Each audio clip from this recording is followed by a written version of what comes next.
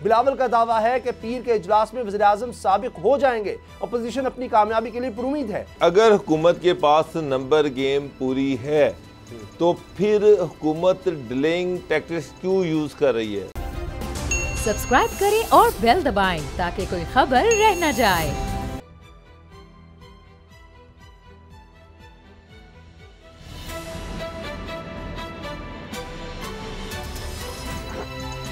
अब पता चला। बिस्मिल्लाहिर्रहमानिर्रहीम, अस्सलाम वालेकुम। मैं हूं मोहम्मद उसामा गाजी और आप देख रहे हैं अब पता चला। आज कौमी असम्बली में वज़ीर-ए-आज़म के खिलाफ अपोजिशन का पहला वार खाली चला गया। तहरीक अदम इत्तेमाद के बाद आज का इजलास इंतहाई अहम था। इजलास का आगाज़ तिलावत कलाम पाक से हुआ, जिसकी सदारत स्पीकर कौमी असम्बली असद कैसर कर रहे थे। इजलास के आगाज़ में वफात पाने वाले रुकन कौमी असम्बली ख्याल जमान, साबिक सदर रफ़ीक तारड़, मरहूम सेनेटर रहमान मलिक और पेशावर मस्जिद धमाके के शहदा के लिए फातिहा ख़्वानी की गई, जिसके बाद स्पीकर असद कैसर ने बगैर वक्त ज़ाया किए कहा कि पार्लिमानी रिवायत है कि अगर असम्बली का कोई रुकन इंतकाल कर जाए तो इजलास का एजेंडा आइंदा रोज़ तक के लिए मुलतवी कर दिया जाता है। ये बरसों से हो रहा है और माजी में ऐसा 24 मरतबा हो चुका है। और साथ ही उन्होंने कार्रवाई का आगाज़ किए बगैर इजलास पीर 28 मार्च शाम 4 बजे तक मुलतवी करने का ऐलान कर दिया, जिसकी वजह से अपोजिशन अदम एतमाद की तहरीक पेश नहीं कर सकी। अपोजिशन को हुकूमत की इस हिकमत अमली का पहले से इल्म था और इसकी जानिब से एहतजाज और धरने की धमकी भी दी गई थी, लेकिन ये सब कुछ होने के बावजूद अपोजिशन जमातों ने कोई हंगामा नहीं किया। ज़राए का दावा है कि अपोजिशन क़यादत ने गुज़श्ता रात ही जवाबी हिकमत अमली तय कर ली थी।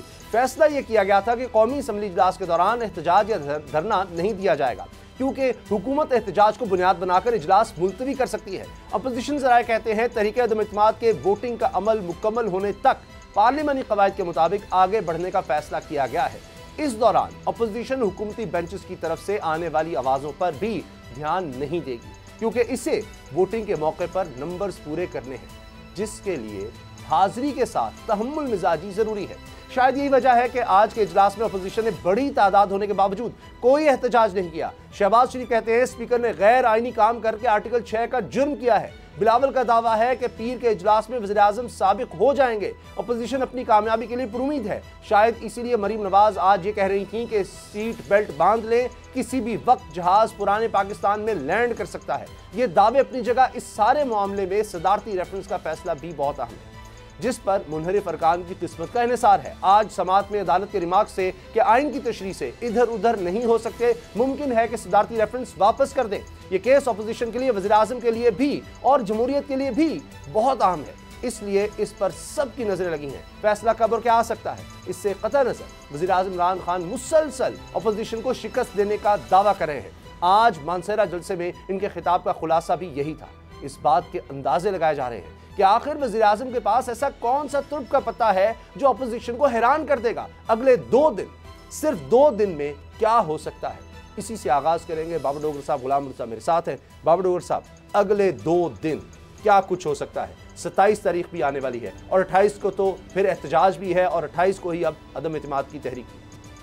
उसामा साहब, आज कौमी असम्बली का जो इजलास हुआ और उसमें से फातिहा ख़्वाना की, उसके बाद इजलास को मुलतवी कर दिया गया 28 तारीख तक। जी, मुझे एक चीज़ बताएं, अगर हुकूमत के पास नंबर गेम पूरी है तो फिर हुकूमत डिलेइंग टैक्टिक्स क्यों यूज़ कर रही है? मुझे अच्छी तरह से याद है जब सेनेट में यूसुफ रज़ा गिलानी कौमी असम्बली से वोट लेके सेनेट की सीट जीते थे, तो प्राइम मिनिस्टर ने इत्तेमाद का वोट लेने का फैसला किया और फौरी तौर पर वोट ले लिया था। कोई डिले नहीं किया गया, कोई ये नहीं कहा गया कि डेटें दी जनाब, इस डेट को होगा, उस डेट को होगा। फौरी तौर पर डेट दी गई और फौरी तौर पर उन्होंने इत्तेमाद का वोट ले लिया। अब 8 तारीख का जो है वो रिक्वेजिशन जमा हुई है। 21 डेट बनती थी, 21 से 25 का इजलास बुलाया गया, 25 से ये 28 को ले गए हैं। मेरा सवाल ये है कि अगर हुकूमत की इत्तेहादी उनके साथ है, अगर हुकूमत में जो लोग हैं वो उनके साथ हैं, जिस तरह से ये क्लेम कर रहे हैं, जिस तरह से पीटीआई क्लेम कर रही है, तो फिर खौफ किस चीज़ का है, फिर डर किस चीज़ का है? फिर क्यों नहीं अदम एतमाद की जो रिक्वेजिशन है, क्यों नहीं फ्लोर ऑफ द हाउस उसको पेश किया जा रहा? आज स्पीकर कर सकते थे।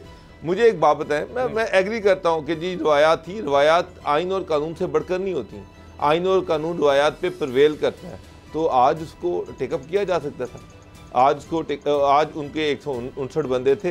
एक आज पार्टी के जो एक MNA हैं वो जो बाहर गए हुए हैं जाम अजीजुद्दीन, वो जो है उनको आज बेल मिल गई इंटरम, और वो भी आ जाएंगे। 160 हो गए। अब उनको चाहिए सिर्फ 12 वोट हो, और अगर MKM और काफ लीग उनके साथ आती है या बाप पार्टी आती है तो उनका वोट पूरा हो जाता है। और अगर वो पार्टियां इनके साथ नहीं हैं, अगर वो इनको सपोर्ट नहीं करती, तो फिर हुकूमत को चाहिए कि उसको फौरी तौर पर टेकअप करे। किस चीज का इंतजार कर रही है? क्यों डिलेइंग टैक्टिक्स यूज कर रही है ना? आज के दिन तक तो 172 नहीं हुए। अच्छा गुलाम मुर्तज़ा साहब, ये एहतजाज मतलब आज काउंटिंग भी तो नहीं थी ना, काउंटिंग वाले दिन 172 करने ही आज 172। अपोजिशन ने भी तो एहतजाज नहीं किया। गुलाम मुर्तज़ा साहब, अपोजिशन ने एहतजाज नहीं किया, ठीक किया। देखिए, सबसे अहम तो बात ये है इस सिलसिले की कि एक तरफ कहा गया था हम दमादम मस्त कलंदर करेंगे, दूसरी तरफ कहा गया था कि हम धरना दे देंगे, तीसरा ये कहा गया था कि जो मर्ज़ी हो जाए हम अपना स्पीकर बैठा के तहरीक पेश कर देंगे। लेकिन बंदे तो 159 थे उनके पास, और पार्लिमानी पार्टी के इजलास भी हुए।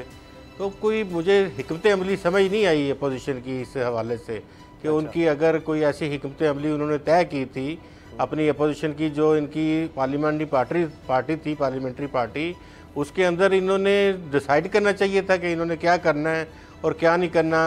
ये तो ऐसे थे जैसे रात कोई बात हो गई हो कि हाँ जी बस यही पेश करेंगे, उसके बाद आप मुलतवी कर देना इजलास को, हम बाहर आके मस्त खेल लेंगे और कलंदर के अंदर आप खेल लेना अपने कमरों में बैठ के। तो इस तरह की सूरत हाल हमें दिखाई दी वहाँ पे। वो चीज़ नहीं थी जिस तरह जोशो खरोश की बात की जा रही थी। बाहर आके शहबाज शरीफ साहब भी बात कर रहे थे, मौलाना फजल रहमान साहब के फर्जंद दर्जमंद भी बात कर रहे थे। बाहर आके हमने देखा कि बिलावल भुट्टो साहब भी बात कर रहे थे। सारे ही बोल रहे थे बाहर, अंदर किसी ने कोई बात नहीं की, कोई नहीं बोला। तो ये स्ट्रेटजी मुझे लगता है कि कोई मिसिंग है, कोई चीज़ ऐसी इनके दरमियान जिसकी वजह से या कोई अंडरस्टैंडिंग है या किसी से इन्होंने कहा होगा कि हम रौला नहीं डालेंगे, हम वहाँ पे कोई फसाद फैलाने की कोशिश नहीं करेंगे, हम चीखो पुकार नहीं करेंगे। कुछ ना कुछ तो है जिसकी पर्दादारी है। अच्छा, क्योंकि पॉलिटिकली हमने देखा कि इससे पहले जब बजट पेश होते हैं या बिल पेश होते हैं तो वो उसकी कापियाँ फाड़ फाड़ के स्पीकर के मुंह के ऊपर मारी जाती हैं, स्पीकर को जूते दिखाए जाते हैं, स्पीकर को खींचने की कोशिश की जाती है पकड़ के। लेकिन आज तो बस बड़ा दिलगीर माहौल था। अच्छा। बस मोहब्बत से उन्होंने दुआए खैर कराई और ये पेश करने के लिए उठे हैं। उन्होंने कहा जी मुझे तो टाइम ही नहीं दिया। पहले तो पहले भी तो डाइस नहीं मिलता और स्पीकर ऑन नहीं होता, माइक ऑन नहीं करता स्पीकर, उसके बावजूद बोलते रहते हैं। आज नहीं बोले कि स्पीकर साहब ने मुझे तो देख इतना, यानी उनको दिल जो है ना वो बड़ा दुखी हो गया उनका इस बात पर। तो ये, और उन्होंने कोई रिएक्ट भी नहीं किया, ये बड़ा अजीब माहौल था। अच्छा, बहुत बड़ा नुक्ता उठाया है गुलाम साहब आपने, इस पर हम जरूर डिस्कस करेंगे। लेकिन ये बात भी हो रही थी कोई दरमियानी रास्ता, शायद कोई बैक चैनल पर बातें हो रही हैं, कोई नरमी नहीं है। कोई आज अपोजिशन ने तो चले कुछ नरमी दिखाई, कोई माहौल ठंडा करने की कोशिश की। गुलाम मुर्तज़ा साहब खुद कह रहे हैं कि स्ट्रेटजी समझ नहीं आ रही। तो लेकिन इमरान खान साहब तो वो कंटेनर वाली और उसी तरह पुरजोश तकरीर। देखिए उसामा साहब, जो सारी चीज़ें हैं, मगर तकरीर तो ये वही है, ये 2000 दफ़ा यही तकरीर कर चुके हैं। वो पुरानी तकरीर है, नई चीज़ तो उसमें कोई कही नहीं गई। अब कंटेनर में क्या कहेंगे, क्या सरप्राइज़ देंगे, मुझे तो कोई ख़ास सरप्राइज़ नज़र नहीं आ रहा। मैं आपको ऑनेस्टली बता रहा हूँ कि कोई मुझे बड़ा सरप्राइज़ नज़र नहीं आ रहा। जो मैक्सिमम सरप्राइज़ हो सकता है वो यही हो सकता है, एक ही चीज़ है, वो ये है कि जनाब पंजाब और KPK की इनकी गवर्नमेंट्स हैं और नेशनल असम्बली में इनके MNAs हैं, या उनके इस्तीफ़े जमा करवा दें या ये हुकूमतें तोड़ दें, ताकि अदम इत्मीनाद की तहरीक फ्लॉप हो जाए, लोगों को ये मोबिलाइज़ कर लें, चार्ज कर लें, उस दिन क्राउड बहुत बड़ा इकट्ठा कर लें और फिर कहें कि जी हम इलेक्शन में जाएंगे और हम इलेक्शन में इनको डिफीट करेंगे और मैं इस तरह से इनसे डिफीट नहीं होऊंगा, मैं इलेक्शन में जाऊंगा। इसके अलावा मुझे तो कोई और चीज़ नहीं आ रही। बात की और मैं आपके सामने भी रख रहा हूँ सर, आज के दिन अभी जो इजलास देखिए, आज तो इखलाकी बिल्कुल ही जवाब खो देते ना। अगर इत्तेहादी भी साथ नहीं आए, वो जो नाराज रुकन थे वो भी अभी कोई पता नहीं किस तरफ जाते हैं। जब अदम इत्मीनाद की तहरीक ही नहीं आई तो इत्तेहादी गवर्नमेंट की तरफ से आए। इत्तेहादी उनके मुझे साथ एक बात बताया कि इत्तेहादी गवर्नमेंट शामिल हो जाते बैठे हुए थे, या तो कहें कि अब भी उनके मिनिस्टर्स हैं तो यही अभी तो बात वो हुई। गवर्नमेंट का हिस्सा है, आज भी लेकिन इसके बावजूद आज गवर्नमेंट के बेंचों पे वो नहीं बैठे। सर नहीं, वो जो लोग आए थे वो गवर्नमेंट की तरफ ही बैठे थे। गुलाम मुफ्ती साहब, इस पर आप बताइएगा। और दूसरा ये कि आज के दिन तक तो फिर अपोजिशन के पास 172 नंबर नहीं ना है, अभी तो नहीं प्रूव कर सके। इत्तेहादी जब तक नहीं आते, यही शायद वजह थी कि वो थोड़े मध्यम थे।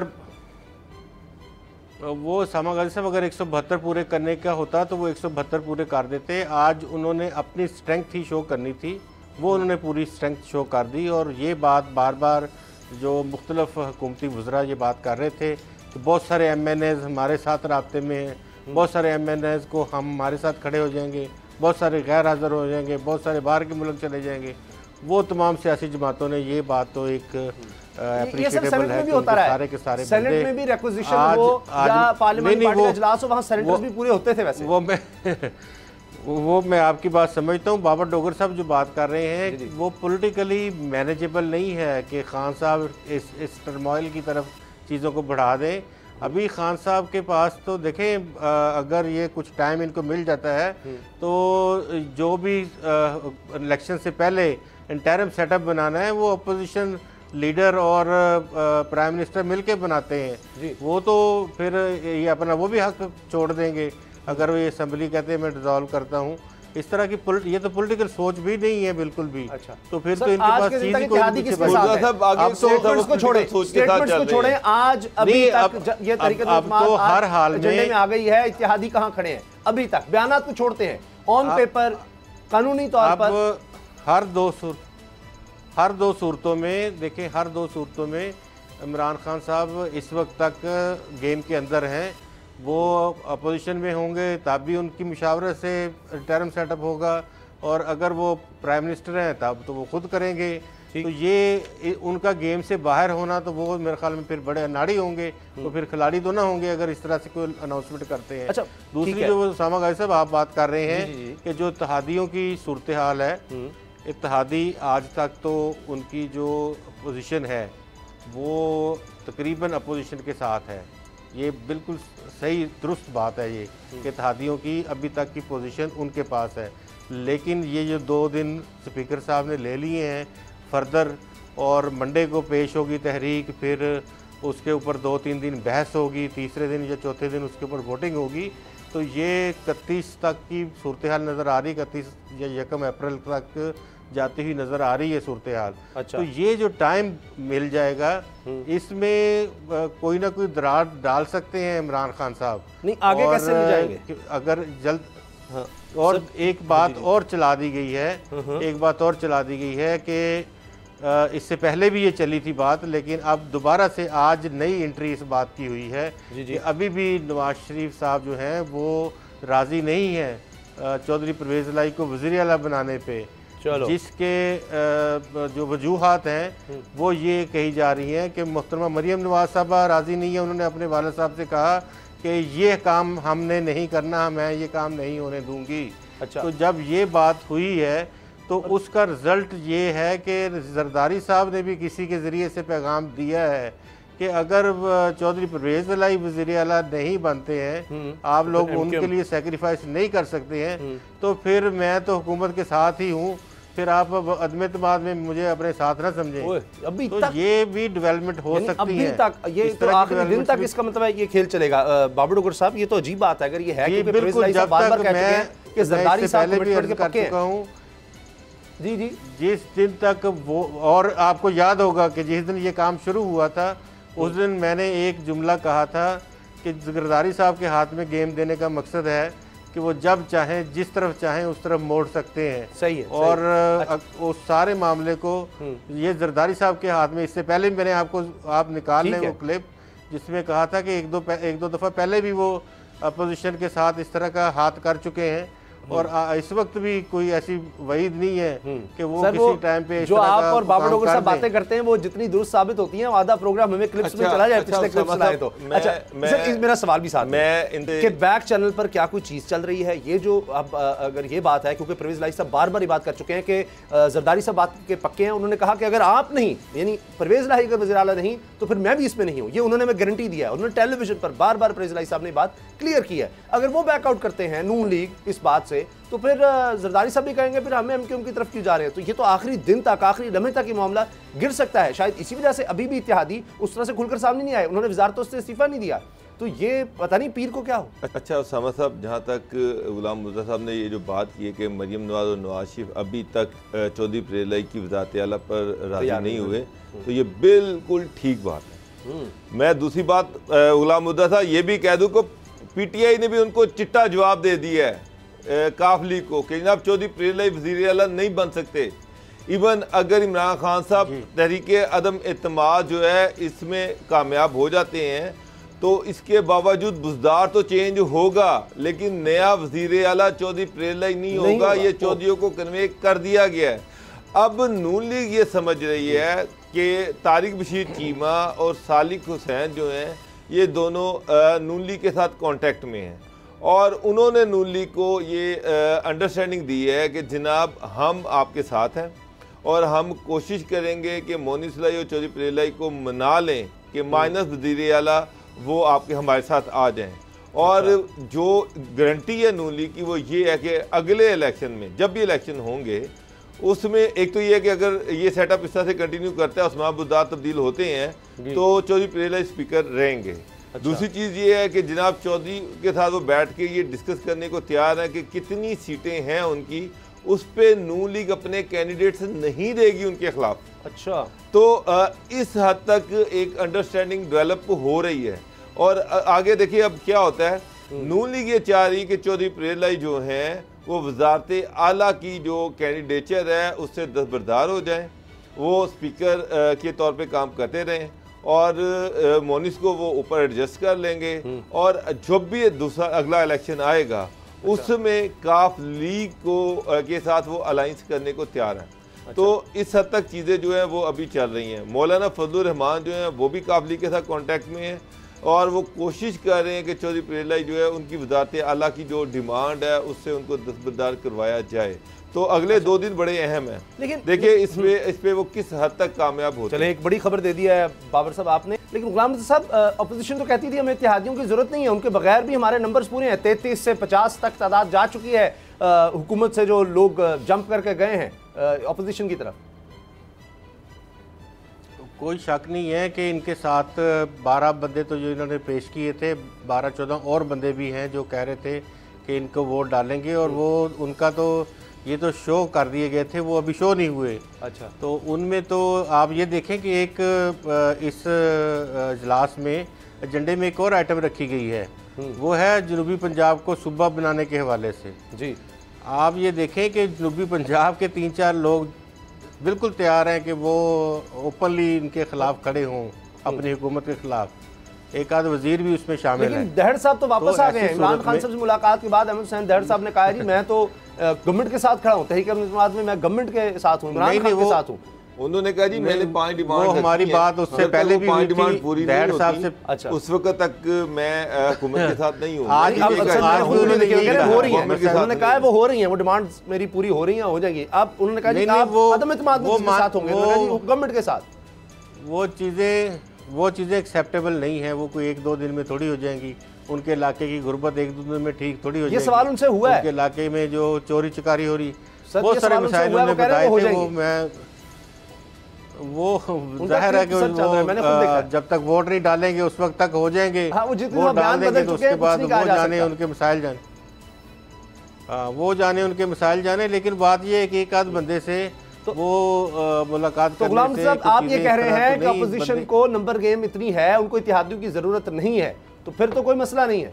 तो फिर ऐसी मुलाकातें कर रहे हैं जिसमें इमरान खान साहब ने नाराज लोगों को मनाना छोड़ दिया। वो इत्तेहादियों को भी साथ लेंगे। अच्छा, वो इत्तेहादियों को भी साथ लेंगे। वो उनको इत्तेहादी अगर ना भी आए उनके साथ तब भी वो गेम पूरी कर सकते हैं। लेकिन इत्तेहादी उनकी कोशिश ये है कि बाकी बंदों को, क्योंकि अभी जो सुप्रीम कोर्ट में अब क्वेश्चन डिसेबल्ड वो आ गया है डिस्क्वालिफिकेशन का, तो उसका फैसला होने तक उनकी ये ख्वाहिश होगी कि इत्तेहादियों के ज़रिए शो ऑफ हैंड के ज़रिए से काम करवाया जाए और बाकी जो लोग हैं उनको किसी को इम्तहान में ना डाला जाए। और जो लोग उनके साथ हैं वो उनके साथ पता है, पीपल्स पार्टी के साथ भी राब्ते में है, नून लीग के साथ भी राब्ते में है। और तो बरमला कह रहे हैं कि जब मर्जी हमें शो कर दें। अच्छा। और जिनको ये शो किया गया था उनको उनकी मर्जी से शो किया गया था। अभी और बंदे भी हैं, 26-27 बंदे हैं। अच्छा, लेकिन जो सर वो जो लापता थे वो तो सामने आ गए थे, बाकी लापता नहीं है। उसामा साहब, सुप्रीम कोर्ट के अंदर एक चीज़ तो क्लियर हो गई है, उसमें किसी हद तक क्लैरिटी आ गई है कि जनाब जो वोट डालेंगे वो वोट वैलिड तस्वुर होगा। इस हद तक तो क्लैरिटी है। अच्छा, इसमें अब जो थोड़ा सा रोला है ना, वो रोला ये है कि जो डिफेक्शन क्लॉज लगेगी, क्या वो ताउमर है, क्या वो डी सीट होंगे या डिफेक्शन क्लॉज लगेगी। डिफेक्शन क्लॉज अगर लगती है तो कितने साल के लिए डी सीट होंगे, क्या वो 5 साल है या लाइफ टाइम है, इस पे डिबेट हो रही है, इस पे बहस हो रही है। लेकिन जो पहला हिस्सा है सर ब्रेक है, उसमें कोई डिबेट नहीं है। इस पर हम तफसील से बात करते हैं। और ये बात भी हुई कि जी ये मामला वापस भी जा सकता है। अगर इसी तरह से वापस चला जाता है तो फिर क्या स्पीकर के इख्तियारात वो रोक सकते हैं, और यही वजह है कि अगर मुनहरिफ अराकीन को रोकते हैं तो इसीलिए इत्तेहादियों की ज़रूरत है। ब्रेक के बाद बात करते हैं।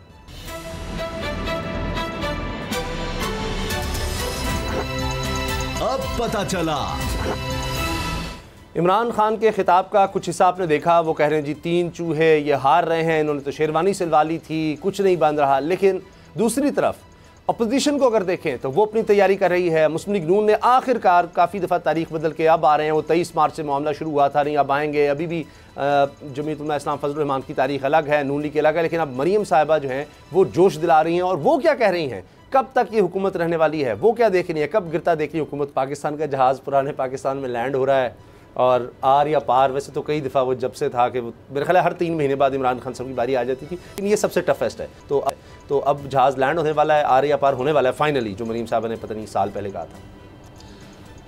उसामा साहब, मरियम साहब ने तो खैर कहा, मरियम साहब ने जो कुछ किया, जितनी कैंपेन चलाई, उसमें तो उन्होंने शहबाज शरीफ के रास्ते में जितने कांटे बिछाने थे बिछाए।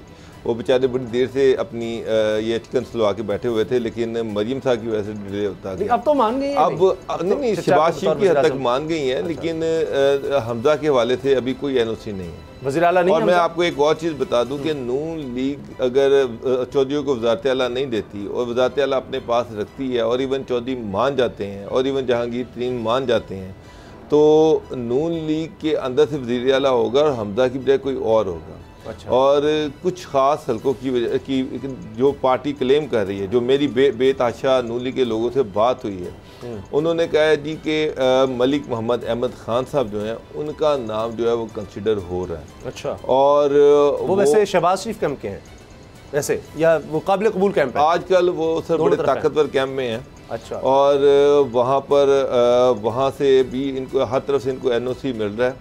और अगर चीज़ें इसी तरह से चलती हैं तो नून लीग की कोशिश यही है कि मलिक मोहम्मद अहमद खान जो हैं वो सबके लिए एक्सेप्टेबल हो जाएं। अच्छा। तो लेकिन अब चौधरी जो हैं वो अभी अड़े हुए हैं, चौधरी प्रियलाई अड़े हुए हैं, और उनको जो सपोर्ट है वो है आसिफ अली जरदारी साहब की। अगर चौधरी प्रियलाई वज़ीर आला बनते हैं तो स्पीकरशिप की सीट जो है वो पीपल पार्टी को मिलेगी, और अगर चौधरी प्रियलाई नहीं बनते तो फिर स्पीकर चौधरी प्रियलाई आएंगे, और पीपल पार्टी को कहीं और एडजस्ट करना पड़ेगा। तो फिलहाल काफ लीग के जो इश्यूज है ना उसामा साहब, वो अभी 50-50 हैं। आधी पार्टी नून लीग के साथ जाना चाह रही है, और चौधरी प्रियलाई जो है वो पूरा जोर लगा रहे हैं कि किसी तरीके से वज़ारत आला उनको मिल जाए। अगले 2 दिन बड़े अहम है, नफ्स की गेम है। अब देखें, अब फैसला जो है वो PMLN ने करना है। मैं अब फिर आपको कह रहा हूँ कि PTI की तरफ से प्लेन साफ जवाब है उनकी तरफ से, हमने आपको वज़ीर आला नहीं बनाना, सकता है तो हमारे साथ रहना है तो आपको इसी तरह पे काम करना पड़ेगा। अच्छा, अब ये बात है, इमरान खान साहब कहते हैं जी 27 को इत्तेहादी फैसला करेंगे। देखते हैं कि वाकई उनकी तो डेट 27 है, बाकी तो मौलाना फजल रहमान साहब तो मेरा ख्याल है कुछ 4 दिन पहले, 3-4 दिन पहले, कुछ 24 घंटे 48 घंटे के दे चुके थे।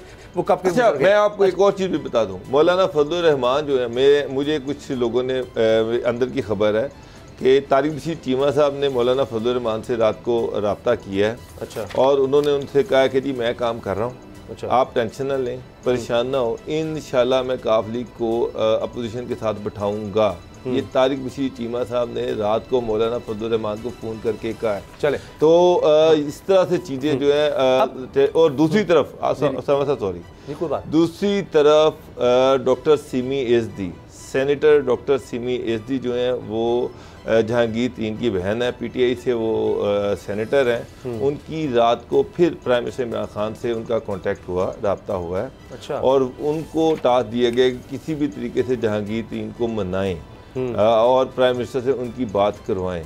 तो वहाँ उधर भी ये बड़ी सरतोड़ कोशिश हो रही है कि किसी तरीके से जो पीटीआई के अंदर डेंट है उसको ख़त्म किया जाए, जहांगीर तरीन जो है उनको मना लिया जाए। जहांगीर तरीन अभी तक बाहर हैं, वो पाकिस्तान नहीं आ रहे और उनको पता है कि अगर मैं पाकिस्तान आया तो प्रेशर बहुत बढ़ जाएगा। इस प्रेशर को अवॉइड करने के लिए वो बाहर बैठे हुए हैं, वो भी न्यूट्रल रहना चाह रहे हैं। अच्छा ये बताएं गुलाम साहब, बड़ी अजीबोगरीब ये सूरत हाल लग रही है कि चीज़ें डिसाइड ही नहीं है। चलो इत्तेहादियों के हवाले से ना होंगे जी, परवेज़ इलाही वज़ीर आला होंगे, अभी तक MQM से चीज़ें उस तरह फाइनल नहीं हुई शायद, या हो भी गई तो आखिरी हद तक नहीं गई, लेकिन ये घर में भी नहीं डिसाइडेड है कि हमजा होगा या कौन होगा जी वज़ीर आला और आगे किस तरह चलेंगे। फिर तो ये बड़ी लड़ाई बन सकती है उसके बाद, क्योंकि असल लड़ाई तो तब शुरू होती है। अपोजिशन में इकट्ठे होना आसान होता है, हुकूमत में जाकर ज़रा मुश्किल होता है। आज इमरान खान साहब को भी चीज़ समझ आ रही है, इस पर ज़रा जल्दी से कमेंट कर दें, क्योंकि फिर हमने सुप्रीम कोर्ट की आज की जो हेयरिंग थी उस पर बात करनी है, टाइम कम है। बिल्कुल आपकी बात दुरुस्त है कि खदशात हैं कि बाद में ज़्यादा परेशानी हो जाएगी। अगर सेटअप थोड़ा अरसा चलाना पड़ा तो उसके हवाले से फिर इनमें शायद इससे भी ज़्यादा वस्त सूरत हाल हो जाए कि किसको क्या देना है, कैसे देना है। बहुत सारी चीज़ें इन्होंने डिसाइड कर ली हुई हैं और सितंबर अक्टूबर में इलेक्शंस के हवाले से भी ये कह रहे हैं कि हम अक्टूबर नवंबर में इलेक्शंस करवा देंगे। तो इसलिए थोड़ा टाइम है, उस टाइम में कोई भी जिसको भी बनाया जाए, कोई ये नहीं होगा कि कोई बहुत ज़्यादा किसी भी सियासी जमात को फ़ायदा होगा, लेकिन तमाम ये चाहते हैं कि उनका हिस्सा बकदर जुस्सा मौजूद हो। और वो ज़्यादा नज़रें जिनकी हैं उसमें काफ लीग भी शामिल है, पाकिस्तान पीपल्स पार्टी भी है, इन सारी सियासी जमातों की नज़रें पंजाब के मैदान पे हैं कि हमें वहाँ लेवल प्लेइंग फील्ड मिले। पीपल्स पार्टी ये चाहती है कि उन्हें उनका खोया हुआ मुकाम जो कि पीटीआई की वजह से काफ़ी सीटें कम हो गई थी, वो इनको कुछ कम बैक करें वो। और इस तरह काफ लीग चाहती है कि वो अगर नए अलाइज के साथ चलती है, नून लीग और पीपल्स पार्टी के साथ, तो वो भी कुछ यकीनदानियाँ कराएं इनकी सीटों के लिए। और क्योंकि इनके अपने अंदर में से अगर आप बात देखें, राजा बिशारत साहब जो हैं उनका पक्का मूड है कि वो शायद काफ लीग को ही खैर बात कह दें। वो काफ लीग में नहीं है मुर्जा साहब, वो काफ लीग में नहीं है, वो पीटीआई से एमपी हुए हुए हैं। पीटीआई की टिकट पे रावलपिंडी से एमपी हैं। वो माफ़ी चाहता हूँ कि वो क्योंकि कुछ दिनों से काफ लीग के साथ जो बातचीत हो रही थी उसमें वो बार बार ये जिक्र कर रहे हैं कि आप लोग पीटीआई की तरफ आएँ, आप हमारे साथ रहें, हम उधर दूसरी तरफ ना जाएं। तो ये उनका भी सिलसिला जो है। मैं आपको एक और चीज़ बता दूं कि राजा बिशारत साहब जो हैं, अगर इमरान खान साहब सर्वाइवल होती है उनकी और वो इस नो कॉन्फिडेंस मूव से बच जाते हैं, तो उनका पूरा मूड है कि उस्मान बुदार को तब्दील किया जाए। और राजा बिशारत बड़े स्ट्रॉन्ग कैंडिडेट हैं चीफ मिनिस्टर के।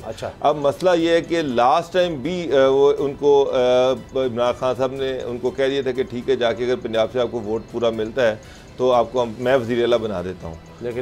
लेकिन जब वो आए तो चौधरी ने साफ इनकार कर दिया था। चौधरी पीरलाई ने कहा था कि जी अगर उस्मान बुदार तब्दील होगा तो उसकी रिप्लेसमेंट चौधरी पीरलाई है, राजा बिशारत। अच्छा, अदालत की प्रोसीडिंग गुलाम साहब, ये भी आज रिमार्क्स आए हैं कि फिर हम मामला वापस भेज देते हैं प्रेसिडेंट को। ये भी एक दिलचस्प सूरत हाल होगी इसके बाद, क्योंकि अभी भी लग रहा है कि ये मामला अभी कुछ दिन आगे चलना है, और अगर ये चलता रहता है और तहरीक अदम इत्तेमाद उस दौरान उस पर वोटिंग हो जाती है तब भी, और अगर ये वापस प्रेसिडेंट को चला जाता है तब भी इसी तरह कि जी ये चीज़ है आप दोबारा देखें, तो फिर स्पीकर के इख्तियारात पर बात आ जाएगी। स्पीकर के इख्तियारात के ऊपर तो देखें 3-4 चीज़ें क्लियर हो गई हैं। 2-3 सवाल तो हल हो गए। एक तो जलसे जुलूसों का था कि आप वोटिंग से 48 घंटे पहले जलसे जुलूस धरना इस्लामाबाद को साफ़ कर देंगे, खाली कर देंगे, ये हो गई बात। दूसरी बात ये थी कि स्पीकर जो है वो काउंट करेगा या नहीं करेगा। वो उन्होंने कहा कि जो वोट डाला जाएगा, जो कंसिडर होगा वो काउंट होगा। अब सवाल सिर्फ एक पीछे बच जाता है, वो है इसका जो डिस्क्वालिफिकेशन का, कि वो नाअहली होती है या नहीं होती है, कितनी टर्म के लिए होती है। उसके लिए जिस तरह से पाकिस्तान पीपल्स पार्टी की फार्मूलेशंस हैं, उन्होंने कहा कि ये आप नहीं सुन सकते, आपका दायरा इख्तियार नहीं है, ये कॉन्स्टिट्यूशन है तो आप इसको वापस कर दें।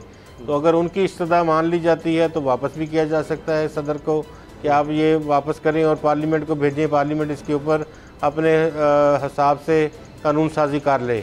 अगर इसमें तब्दीली करना चाहते हैं तो कोई तब्दीली कर लें, और अगर वो कोई नया कानून बनाना चाहते हैं तो नया कानून बना लें। तो ये चीज़ें इस तरह से भी हो सकती हैं, लेकिन वोटिंग हो जाएगी। ये अगर लंबा सवाल खींचा गया कि ये अभी वक्त लगेगा इसको, या इसके ऊपर सब पार्टियों ने अपना अपना जो देनी है नज़रसानी, अपनी उन्होंने रिसर्च देनी है, अपना बताना है, नुक्ता नज़र अदालत के रूबरू रखना है, वो सारी चीज़ें होंगी।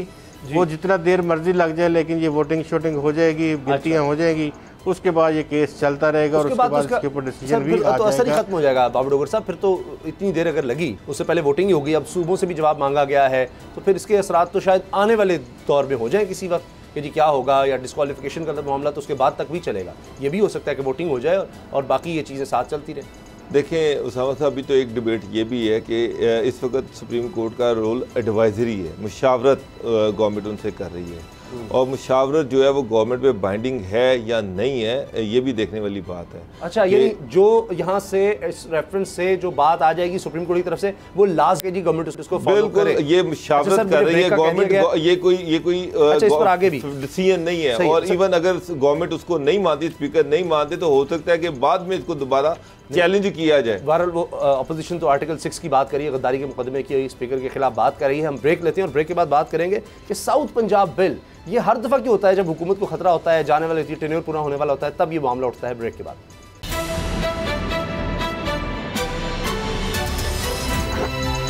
अब पता चला।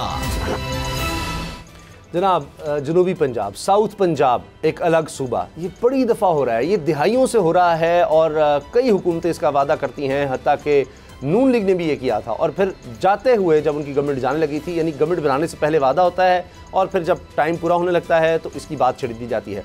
अब तहरीक-ए-इंसाफ की तरफ से भी बिल आ गया है, अब कौमी असम्बली में ये भी पेश कर दिया गया और अजने में भी है। अब बाबर डोगर साहब, ये दिलचस्प सूरत हाल है कि अब तहरीक-ए-इंसाफ इन्होंने भी इस बुनियाद पर एक पूरा ग्रुप नून लीग से अलग हो गया था साउथ पंजाब का, और वो शामिल हो गया था तहरीक-ए-इंसाफ में। अगर मैं गलत नहीं हूँ तो खुसरो बख्तियार साहब भी उसी ग्रुप का हिस्सा हैं, और भी लोग थे, और अब ये 3.5 साल के बाद आखिरकार ये चीज़ एजेंडे पर आ गई है। इमरान खान साहब की हुकूमत रहे ना रहे, ये आगे बढ़ेगा? उसामा साहब, उसूली तौर पर अगर रूल्स ऑफ बिजनेस को देखा जाए या आइन को देखा जाए, तो जब अदम इत्मीनाद की तहरीक पेश हो जाती है और जिस तरह से स्पीकर ने कहा वो एजेंडे पे आ जाती है, आज वो एजेंडे पे आ गई है, आज एजेंडे में वो शामिल थी और परसों उसको टेकअप किया जाएगा जी। तो जब ये आ जाए तो फिर कोई और बिजनेस जो है ना वो डिस्कस हो नहीं सकता। लॉ तो यही कहता है कि जनाब उस वक्त जब एक दफ़ा वो आ गई तो फिर उसी पे डिस्कशन होगी।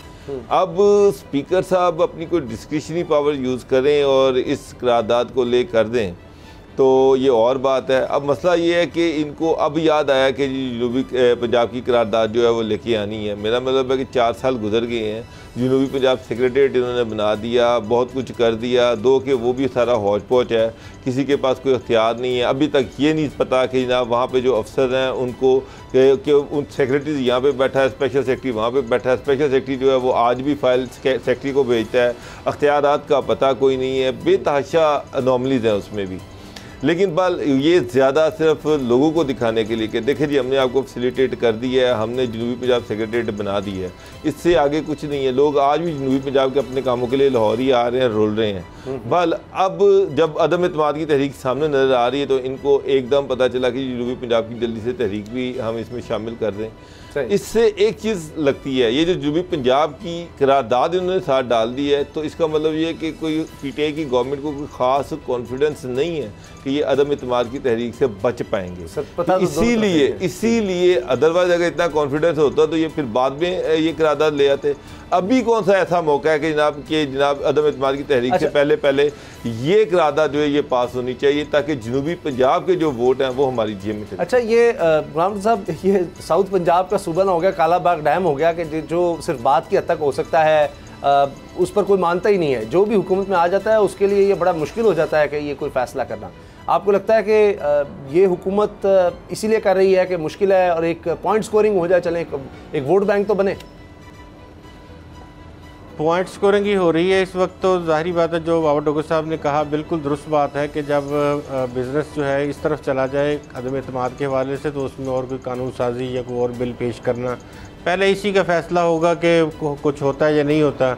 अगर अल्लाह करे खान साहब बच जाएँ और फिर वो इसी इजलास में ही वो ये बिल जो है टेकअप करवा लें, लेकिन हमें जो सूरत हाल नज़र आती है उसमें अगर ये पॉइंट स्कोरिंग ना होती तो इससे पहले कई बिल पास हो चुके हैं, बल्कि इस तरह के जो बहुत अहमियत के हामिल बिल होते हैं उनको मनी बिल के साथ जोड़ दिया जाता है, उसी में शामिल कर दिया जाता है, क्योंकि उसमें पैसे भी देने होते हैं उस जगह को और सेक्रेटेरिएट भी बनाना होता है, नए स्ट्रक्चर भी वहाँ बनाना होता है। तो ये मनी बिल में के ज़रिए से निकालना बड़ा आसान होता है इस तरह की चीज़ों को, और उसको आपको पता है कि उसमें भी सब लोग वोट डालते हैं जी। और उसमें बाकी तमाम स्टेक होल्डर्स की भी कोशिश होती है कि अगर हुकूमत के पास को 2-4 वोट कम हो रहे हो तो वो भी पूरे करके हुकूमत को दिए जाए ताकि बिज़नेस मुल्क का चलता रहे। तो ये अगर सीरियस थे तो अभी तक तो 3 बजट पेश कर चुके हैं, तो इन्हें क्या करना चाहिए था। लेकिन अब जो सूरत हाल लगती है इसमें सारा सिर्फ 1-2 मिनट है। 1-2 मिनट है गुलाम साहब, मैंने बाबर साहब से भी यही सवाल करना है, पीर को आप क्या होता देख रहे हैं? इसी तरह से बड़ी खुश उसलूबी से आज के दिन की तरह मामला उस दिन भी चलेगा, अपोजिशन भी कोई एहतजाज कोई रखना नहीं डालेगी, अगर स्पीकर साहब को आगे ले जाते हैं आपको लगता है कि पीर को जनाब वोटिंग हो जाएगी? क्या होगा पीर को? उसामा साहब, पीर को वोटिंग नहीं हो सकती। ज़ाहिर बात है कि 3 दिन तो जो है 3 दिन से के बाद और 7 दिन के अंदर अंदर वोटिंग होनी है, तो 3 दिन के बाद ही होगी। तो इसका मतलब ये है कि 28, 29, 30 हाउस के अंदर बहस होगी। आईनी जो उन्होंने पेश की है, जो ये सारी अदम एतमाद की तहरीक, इस पर डिबेट होनी है, बहस होनी है, और वो जो बहस होनी है वो सारा हंगामा आराई है। आप देखेंगे कि अपोजिशन जो है वो किस तरह से कीचड़ उछालती, हुकूमत की तरफ से जो कीचड़ आना है, और ये भी इतलात है कि वहाँ पर हंगामा आराई भी हो सकती है, लड़ाई भी हो सकती है। चीज़ें ये 3 दिन नॉर्मल नहीं होनी, बड़ी खौफनाक होनी है और बड़ी हंगामा खेज ये इजलास होना है। इतना आसान नहीं होना, क्योंकि दोनों तरफ से तकारीर होनी है, डिबेट होनी है, बहस होनी है, और दोनों जो हैं वो बड़े बड़े जलसे कर चुके होंगे और वो एक चार्ज क्राउड साथ अपना उसका एक यूँ समझ लें कि एक इम्पैक्ट और उसकी ताकत साथ लेकर वो असेंबली में आ रहे होंगे। गुलाम रज़ा साहब, आप क्या देख रहे हैं? आपको भी खदशा है इस तरह का तसादुम होगा?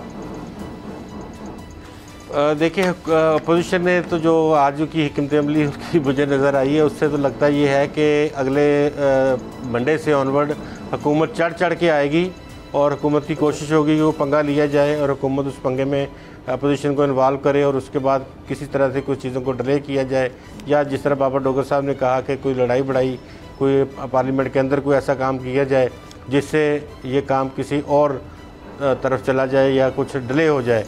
और अपोजिशन जो है वो खिस्सानी होके और निमे जिसको कहते हैं होके उनकी कोशिश होगी कि वो वोट वाला दिन जो है वो वहाँ तक आ जाए और अपने बंदे पूरे कर दें, ताकि लड़ाई बढ़ाई के बगैर को काम निकाल लें, ताकि फिर उसके बाद चीज़ों को दुरुस्त किया जा सके। ये स्ट्रेटजी आज की अपोजिशन की सूरत हाल से ये नज़र आती है कि वो मंडे को भी मठे चलेंगे और हुकूमत चढ़ के आएगी इनके। अच्छा, ये बताएं कोई पीछे आप कह रहे मठे चल रहे हैं, तो वो पीछे कोई बैक चैनल पर कोई बीच में कोई सालिस वगैरह कोई मामला चल रहे हैं, उस वजह से भी देख रहे हैं कि चलो खुद ही शायद इमरान खान साहब मान जाएँ, कोई बीच का रास्ता निकल आए या कोई इस्तीफे वाली बात आ जाए, कुछ ऐसा है या नहीं?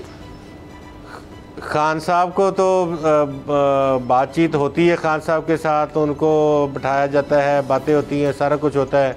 अगले दिन खान साहब फिर कह देते हैं 3 चूहे और 1 डीजल और एक फलां। अच्छा, तो वो बड़ा मुश्किल हो जाता है इस तरह की सूरत हाल में।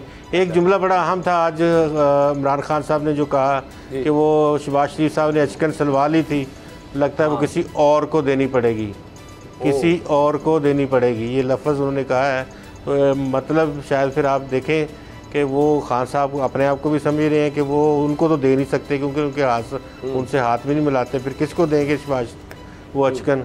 शायद खान साहब को पता लग गया हो। वो कहीं वो तो नहीं उस तरफ इशारा जो बाबर साहब बात कर चुके हैं, उनके पास ये भी ऑप्शन है कि सारा कुछ ही सब कुछ चलता किया जाए, असम्बली भी जाए, सूबाई असम्बलियाँ भी जाएँ, ये भी तो चलता नहीं होगा। अच्छा चलता नहीं होगा, चलता नहीं होगा, ये चलता रहेगा, चलता नहीं होगा। चले ठीक है, अच्छा चलता रहेगा, चलता नहीं होगा। ओह ये आपने भी अब ज़ूमानी बातें शुरू कर दी हैं। ठीक है बाबर साहब, क्लोजिंग से पहले आप क्या देख रहे हैं, ये जो इमरान खान साहब ने कहा जी शेरवानी किसी और को तरफ चली जाएगी, तो शहबाज शरीफ साहब की जगह वो किसी और को देख रहे हैं, अगर मैं नहीं तो शहबाज शरीफ भी नहीं।